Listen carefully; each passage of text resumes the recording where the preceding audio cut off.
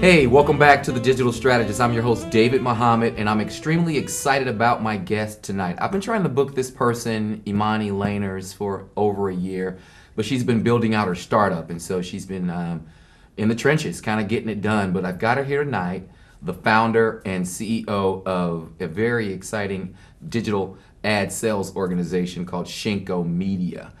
First, I've got to find out the idea behind the name and all that good stuff. But before we jump into Shinko Media, first I want to say, welcome to the Digital Strategist. And thank you. We're glad to have you here. I'm glad to be here. I'm sure that you and I are going to uncover some great insights so that our viewers will be able to extrapolate, some new stuff that they can use in their workaday lives as well. So that's what the show is really all about, bringing really sharp folks on the platform like yourself so that other sharp folks can continue to sharpen themselves, if that makes any sense. So that's yes, sharpens in one sentence there. So before we go any further, I could talk about you all day because I've been in the mix with you, and I've heard great things about you from one of my very close colleagues, Rosalind Patterson, who actually introduced me to you. Yes, thank God she did. She is, obviously doing great things over in Germany now, working for Novartis. But Imani, tell me about your educational background. Tell me about your professional background, just sort of how you got here. Okay. So originally, I know I don't look like it, but I wanted to be pre-med when I first got into school. A doctor. Yes. Okay. And was doing very well in the biology and the chemistry, but when they said dissect a cat, I said no thank you. Yeah, I'm bad on blood too. I'm not good on blood. So I changed my major. I went to communications and worked retail part-time while I was in college, actually, and kind of picked up sales then. Worked for Brooks Brothers and some other... one of my favorite shops. Some other stores like Britches of Georgetown in D.C. and was basically servicing congressmen. Did you go to school in the D.C. area? Yes, I went to University of Maryland, University College, so right outside of College Park. Are you from that area? No, originally? I'm from New Orleans. Oh really? Le bon temps roulé. Oh, let the good times roll, yeah. Wow, okay. So that's from an New interesting Orleans, story. yeah. From New Orleans, went to school in D.C. Went to school in D.C. And then made your way to New York. Made my way to New York by way of finding the love of my life. So I made found my way the love here. of my life in New York too. I met my wife in New York too. Oh wow! I know, beautiful, beautiful city. So, but yeah, I basically, decided to do communications, and then from there, I went into working for a newspaper. My first ad sales job was with the Star Ledger. Here in New Jersey. Yes. Okay. Well, actually, it was with the Morristown Daily Record for a short period of time, and then I went over to the Star Ledger. Okay. And it was Were you exciting. selling local or national or both? Or I was selling local, just wow, local. My that's territory. Really cutting your teeth. My territory was Morris so you County. know what it is. Yes, yes, and it was wonderful. I mean, working dealing with for a lot of small businesses. Dealing with a lot of small businesses. I mean, a lot of the businesses that we both probably have frequent and shopped at, and on Route 22. Wow. And loved it. Loved Wow. it for a long time until digital kind of made its appearance. And I was offered an opportunity to work at NJ.com. Which is the web version of the Star Ledger? Or yes, that's a web it's the platform? web counterpart of the Star Ledger, and it's a phenomenal site. When did NJ.com launch? When did that launch? I'm not sure, actually. I want to say probably about 8 years ago, 9 years ago. Okay, it's been around for a while. Yeah, it's been around for a while, and it's a wonderful site. I mean, right now, I'm sure they have multi-millions of users. Great sales team over at the Ledger, and I learned a lot there. And I wanted to expose myself a little bit more to digital because that was my first introduction. So I actually went into the city and interviewed with Google, interviewed with Yahoo, and then landed with a shop called 24/7 Real Media. Of course. Yeah. We all know this shop very Dave well. Moore and Ari Blumen, and I worked with the best. So from there, just doing ad sales across an ad network, selling across 1,200 properties, but also learning search engine marketing as well as the ad serving technology. So you can imagine it was almost like a mini college for someone who wants to get into the digital space. Yeah, you had a great immersion experience through your experience at 24/7 Media and some of the other digital ad networks as well. So I can see how that really built out your capabilities there. Continue, please. Yeah, I loved it. So from there... Yeah, what happened after 24/7? I know, you're going to love this story. You're going to love it. One of my clients at 24/7 was Black Enterprise. And Tariq Muhammad, who was the director. Yeah, of course we know Tariq. I've known Tariq for years. One of the sharpest guys in the whole space, and has Exactly. been one of the sharpest guys for many, many years. Exactly. He's over at AOL now Of running course. content. Of course. And Black Voices AOL or just No, all just AOL? AOL. Really? All AOL, yeah. I did not know that. Yeah, so he's on the he's VP of content over there and doing fabulous.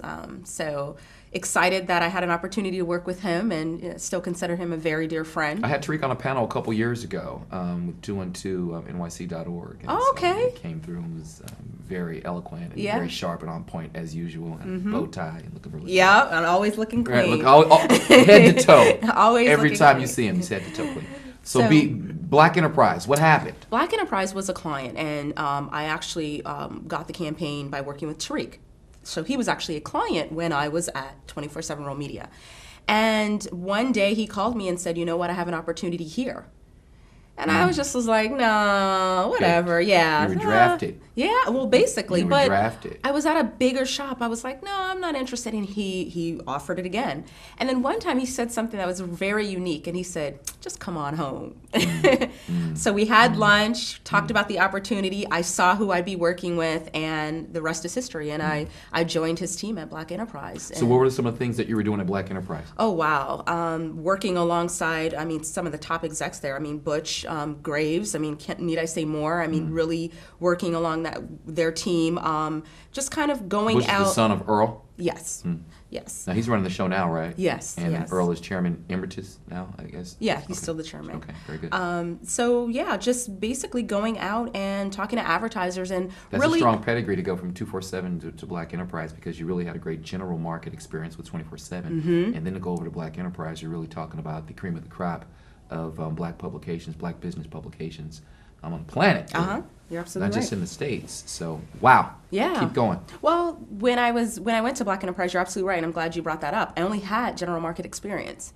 So that's all I knew. And while I was in a multicultural environment, I didn't have a lot of the relationships with the multicultural advertisers Sure. or agencies. So I just went out and basically still tried to keep some of my relationships that I had in the general market So space. you're trying to transition some of those general market relationships into a multicultural sort of ecospace. And How'd then that also, work out? it worked out well. Some of the advertisers that I did speak to, I didn't. I would have loved to have been a fly on the wall of some of those pitch meetings.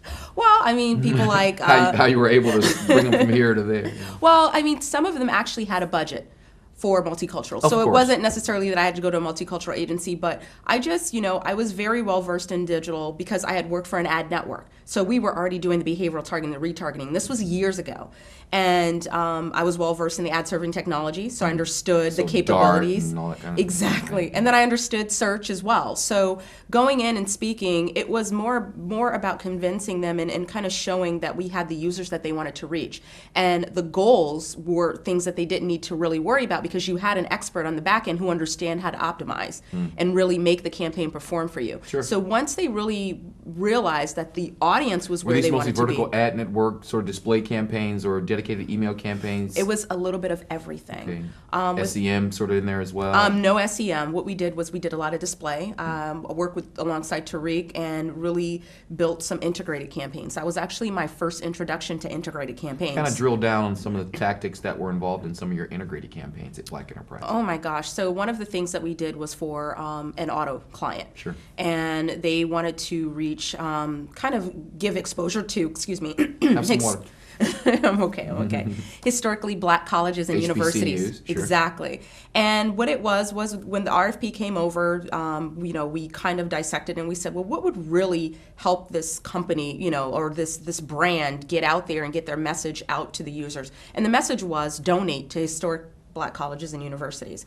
And Tariq came up with a great concept, and obviously I'm on the sales side, and I reached out to the client and we pitched it, and they bought it. And it included a number of different elements. One was us creating an experience where people who had went to historically black colleges and universities would talk about the college they went to and where they are today. That's what I call taste memory. So you were able to level some of that taste memory Exactly. from back in the day. Yeah. But the key thing that we did was they had so many colleges, this auto client, that they supported, that it would be entirely impossible and not very attractive just to list them all. So when we interviewed someone, and say for instance it was someone that went to Spelman, she would talk about what her major was at Spelman and where she is today. So say she's with Merrill Lynch. And what we would do is say she went to Spelman. We'd have a button there, donate to Spelman. And within the site, when you clicked on that button, it would take you to the donate page on Spelman's site. Now, we didn't do that for 1, 2, 3, 4, 5, 10 schools. We did that for close to 30 schools. So you're talking about a huge opportunity in terms of user-generated content, because the first time the campaign went up, it was people that we had tapped. Then we had people enter for the second round. Thousands of people entered. Retargeted, remarketed folks, or just a whole nother list? Oh my gosh, it was so many layers. So when they entered, obviously we signed them up for our newsletter. When they also entered for an opportunity for us to cover them, they were brought to an experience where they can vote on who's the highest, who's the best HBCU. This is obviously very sophisticated and highly multi-layered. What year are we talking here? Oh my gosh, this is about maybe 7 years ago. So you guys might have been a little bit ahead of the curve on that one there a little bit, yeah. And like I said, I was working, coming aboard working with one of the best digital marketing directors I've had the pleasure of working with. Tariq is one of the He's a genius when it comes to strategy, and that's where I learned. And from there, I realized So you put your sales experience from 24/7 together with some of your strategic sort of insights that you got at Black Enterprise together. What was the next stop after Black Enterprise? The next stop there, I started a family, and a company locally contacted me. And, we were talking a little bit about my background. I started in retail. I started at a newspaper environment, the Daily Record, the Star Ledger. Then I went into digital. Then I worked for a magazine that had a digital component. And the only thing left, there was 2 more mediums that's left. Broadcast TV. And radio. And Channel 11 offered me an opportunity. WPIX. WPIX locally, Channel 11. So you sold local TV? I actually sold a website locally. So you sold their website? Exactly. I was the digital manager of WPIX. And the reason I wanted to, accept that opportunity was because, one, I hadn't been in the broadcast space. This was an opportunity for me not to just sell a website locally, but to translate and basically take digital campaigns into the broadcast environment. So the through line here obviously has been that you've been able to leverage digital through all these various integrated mediums. And I guess after WPIX, is that when the light bulb sort of went off and you said, okay, I can start to do this myself from an entrepreneurial perspective, and you want to get your own shingle kind of going? Yeah. So when I was at Pix, it was an opportunity to sell a local website. But what I wanted to do was really sell digital campaigns that resonated on air. And then what we did there was one of the prize campaigns that we did was the $100,000 wedding. It was called the NYC Magical Wedding. I've seen some of that. And that, I love that concept. Did you develop that concept?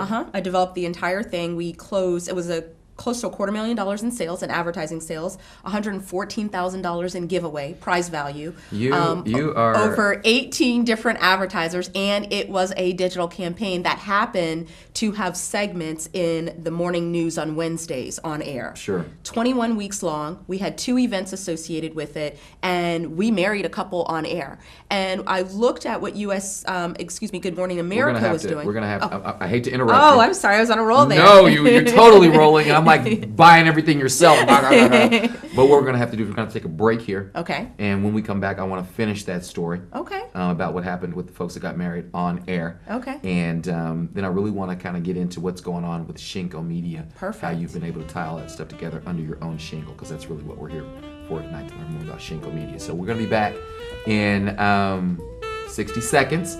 I'm David Muhammad. This is the Digital Strategist. And sit tight.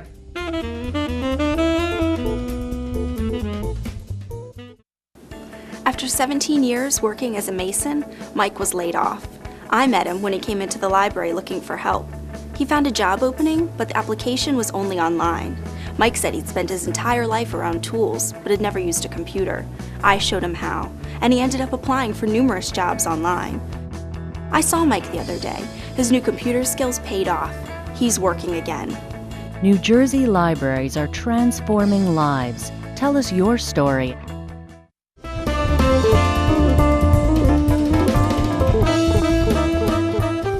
So, again, we're on the Digital Strategist. I'm David Muhammad, the host. I love doing this show because I get to talk to really cool folks like Imani Laners, the founder, CEO of Shinko Media, but also just a dynamo in the New York City and national digital sales environment. I mean, she's got probably a very robust Rolodex, and we're going to find out about that a little bit more.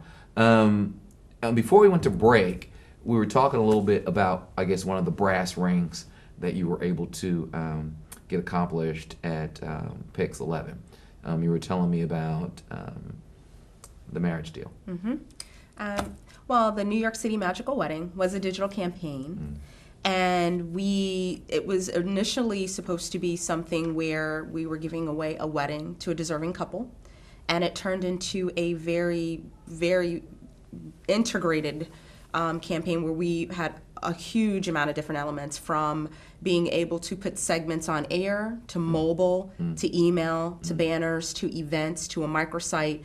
It was wonderful. So a whole 360 campaign, all the touch points. It was everything that you can imagine, with the exception of we did a little Facebook. So we did do some social media as well. Sure. So basically what it was we invited the users across the New York tri-state area to enter to win a $100,000 wedding. And what we did was we were able to secure advertisers, not only nationally but locally. And we built out a microsite. They submitted their stories online.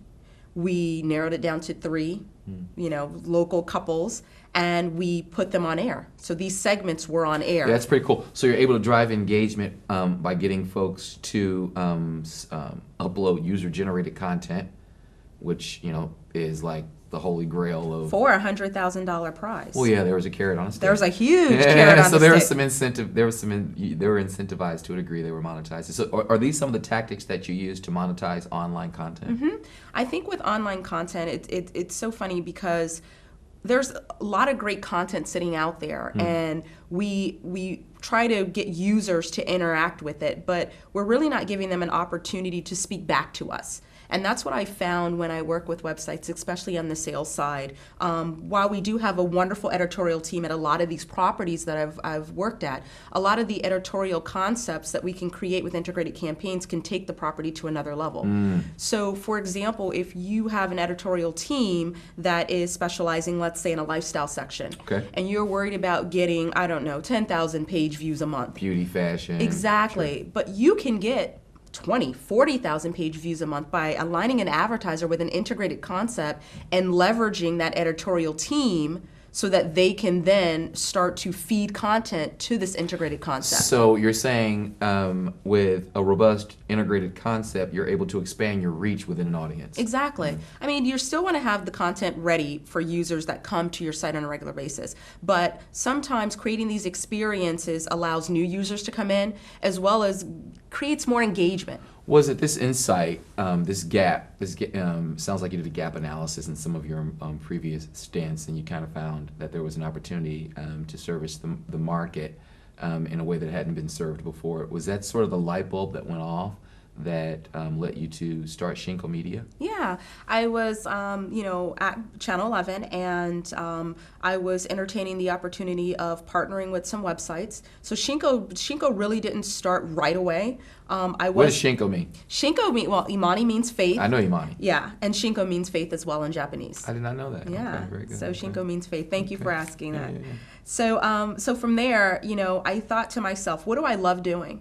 And I love this. I love selling websites. I love helping advertisers connect with their audience online in a more intimate way. Okay. And from there, I realized that in my free time, I would consult with websites. They would call me and say, we don't have a salesperson, but can you show us how to monetize this? Can you show us how to get more advertisers to the site? Sure. So when it wasn't my day to pick up my daughter and I had some free time, I would sit with them in Barnes & Noble and talk to whomever, whoever, even conversations, people would call me, oh, my friend's starting a site and they want to know, how you worked with Black Enterprise or how you work with some other properties. You were pulled in. I was pulled in. Sure. And then I thought to myself, there's a lot of underrepresented sites. There's a ton of them. When you talk about underrepresented, I mean, that's a relative term. What does that mean? That means that... To Shinko, what is well, to Shinko, what that means is that you know your top properties. I mean, when you think about websites and you talk about an advertiser, for example, there's top properties. So from a brand index perspective. Exactly. Sure. The advertisers are aligning themselves with certain properties because of, obviously, their reach and because they're widely known. There are properties out here, and there's a ton of them, that have millions of uniques that may not necessarily have a sales team out there telling their story. So that's where Shinko comes in. We really want to talk with properties that you don't necessarily have somebody out there to be able to interact with an advertiser. You're feeling a need. That's what entrepreneurs do. You find a hole in the market and you fulfill a need. Very good, very Exactly. good. And we're excited about it. I mean, It's very exciting. Please continue. well, we're very excited about it. I mean, So you guys take ad inventory for you sell ad inventory for underrepresented sites. well, what we do is a site that deserves to be presented and shown to advertisers. Profile a site. You don't have to give any names, but profile some of the metrics in your mind's eye for a site that's valuable, that's being underrepresented. Well, metrics for a site, they have about 1.5 million uniques, maybe close to 1 million Twitter followers. They may offer, have a brand that's very strong, but yet when you walk into an agency, you take site traffic as well as social media footprint as well. everything. I Sure. mean, it's a site that can compete with some of the other top name sites, and we're not talking ones with 10 or 5 or 10 million uniques, but we're talking sites that maybe are like a second or third tier, sure. that still can be represented. Can perform well for advertisers. Exactly. And they can be represented in a way that is on par with the other sites that are being bought directly through advertisers and as well as the agencies. So in this middle market space, you found a really nice niche, sounds like. And there's a need for it. I mean, there's some publishers that just want to concentrate on content. That's all they want to do. And they want someone who understands advertisers, understands how to answer an RFP, and understands how to leverage their content so that it speaks to their audience, but also it enables them to create this relationship. How do you slice up your publishers? How are they thin sliced? Are they through segments, subsets, verticals? How do you vet a publisher? Opportunity based. I mean, what makes a publisher good for Shinko? Well, we want to work with publishers that we feel passionate about. Okay. And obviously, I'm the person that makes that decision I like right now. hearing that. I like hearing that. Yeah, so if we're passionate about, first we'll hear their story. There are publishers that have approached us that content may not be something that we want to represent or we are passionate about presenting to the market. So for example, if it's a site that targets a certain demographic only, just very narrow. We may say, you know what, that's not right for us right now. That's not a fit. But if it's something that we feel passionate about, most of our publishers have a commonality that their messaging helps someone in some way. Okay. So, for example, one of the publishers is local to New Jersey. It's New Jersey Newsroom. Their story was, they were writers employed with the Star Ledger, and they were laid off, during the time where they had the layoffs, and they were still passionate about writing and telling the New Jersey story. So they gathered in a Montclair library, and they started New Jersey Newsroom. Wow. When I first met them, they were probably at a couple 100,000, let's say about 200,000. Today, they are close to 1 million. And what uniques Wow. per month, and I should have clarified that. But what's unique about them is that they deserve to be presented to New Jersey advertisers to say, look at our property. And the advertisers that have been working with us are national advertisers looking for New Jerseyans locally. Got it. And we are outperforming some of the top websites in some of those campaigns. And one in particular, I don't want to go into the advertiser, but we're at a 7% click-through rate. That's crazy. It is crazy That's when the 5 actual rich media company says, wow. 2% is really good for. If you're doing 2%, you're really hitting home runs every On time a rich up. media ad, yeah. So, but if you're at 7%, We're at 7%. Someone needs to check you guys for steroids. Yeah. We're doing, well, That's like really like Usain Bolt fast. exactly. But one thing I do know about the property. Congratulations on Thank that. you. That's really hard to do. I was shocked. Are you able to? Have you been able to sustain that type of performance? Where we were at 7, we started out. We actually rose to 7.2. Is this display and email together? It is rich media. So it is a rich media ad. Sort of a rollover rich media ad. Yeah, it's a talking Video rich in media there. ad, exactly. Now, for banners, we're still above average as well. But that story, when you're talking about working with an advertiser who's looking for performance, they may not necessarily be presented with this site. So it's Shinko Media's job to go in and talk to these advertisers and say, there's a property right here in your back door. These are seasoned writers. The same content that you've been aligning with for years, they're the writers. Yeah, exactly. Just another channel for you. So the idea is to kind of get out there and put some eyeballs on these channels that have been overlooked. As that kind of sounds. Exactly. And it's been going great. Some of the agencies as well as advertisers have said, wow, I would have never if it wasn't presented to me. That leads me to the next question. What are some of the tactics that Shinko Media implements to expand audience reach through some of your suite of publishers? So, oh my goodness. I mean, various different things. Obviously, You just talk about a few. Yeah, so right now, when I like to work with advertisers, I really like to work with them in a way that it's not only going to be a campaign that runs on the property, but it is designed to live beyond the property. Okay, talk about that. Okay, so for example, with one of our publishers, we recently partnered with an airline. And the airline wanted to just do banner ads, basic banner ads. Sure. When the RFP came over, did I send them back a strategy with just banner ads? Absolutely not. There was a concept where we allowed people to tell their stories about a certain destination, without talking directly about the campaign, but allowed people to tell their story. And the story that they told was a story that they're not going to have the opportunity to tell in any other platform. It was about exclusive content. Exactly. Right. So which drives engagement. Exactly. So and it was about traveling to a certain destination. Sure.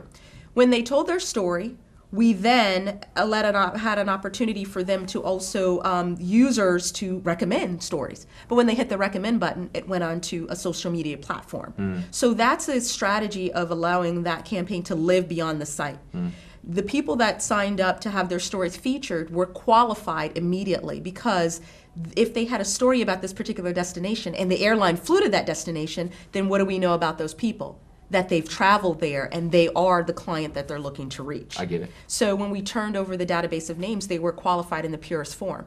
It's no longer, is this person ever been to this destination? They have, because they wrote a story about their interaction with the exactly. Sure. And what else? And we had promotional opportunities against it. And the benefit of that campaign was your that tactics are very granular. That's one of the things I really like about Shinko Media. You guys really roll your sleeves up and really kind of get down into the trenches. How big is the shop? The shop right now, we have about 5 employees. Nice. So now, we have. How long have you guys been around? A year and a half. Yeah. Congratulations. And congratulations. we're doing well in terms of And the site is shinkomedia.com. Shinkomedia.com. What is it? SHINKO? Absolutely. Okay, Absolutely. very good. SHINKO.com.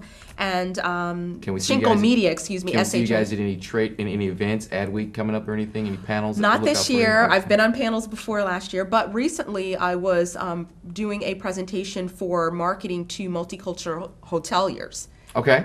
You said that well, hoteliers. Yeah, that's a hard hoteliers, word I to know. say. Hotel. Very good. Hoteliers. Very good. So the hotel industry is looking to recruit more multicultural professionals as well as hotel owners. Oh. And Lodging Magazine put on an event in Boston, and I was a keynote speaker there. So talking to them about how to really target these folks online.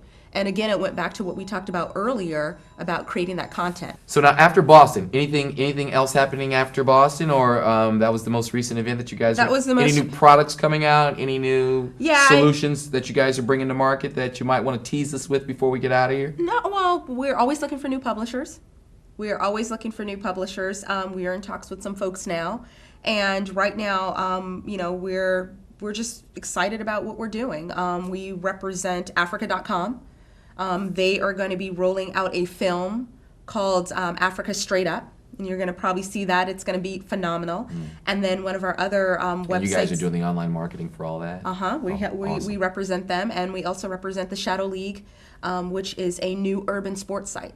Wow. I got to check it out because I'm into sports. Oh, you're going to love this I'm site. a big sports guy. You're going to love it. Okay. You're going to absolutely love it. And very excited about that. It just launched actually 2 days ago. So you're bringing new folks into the fold all the time, fresh blood coming into the fold all the time. Yeah. Any site we're passionate about, we will go out, represent, we will create strategies that align advertisers with the site's audience in a more intimate way. So Shinko Media, couple sentences. Oh, Shinko Media, intimate advertising for a digital audience. Intimate advertising for a digital audience. Can I use that? You sure can. I'm going to steal that without Steal a royalty. that. So once again, I want to say thanks for coming out. Thank you so much. It's been a real pleasure, It's a pleasure. Learning about Shinko Media, having you on the show, and just sharing in your energy. You're an extremely passionate individual about what you do, and I'm going to just kind of take some of that I am magnetic passionate. force and use it in my workaday life as well. So once again, Imani Laners, founder, CEO of Shinko Media, and as well just an all-around sort of brainiac in the digital ad sales space. It's been a real honor having you on the show, and you've got to come back again. Thank you. Thank Okay. you so much. Thanks a lot. Thank you. Guys, thanks for coming out to the Digital Strategist. It's been great having you on the show. I'm David Muhammad. I would be remiss if I did not say shouts out to Jessie, my wife, Madison, Naomi, and David Jr. And obviously Sophia's here tonight too. Yes, Sophia is Imani's daughter's here tonight too in the green room. So thanks a lot. We'll see you next time on the Digital Strategist.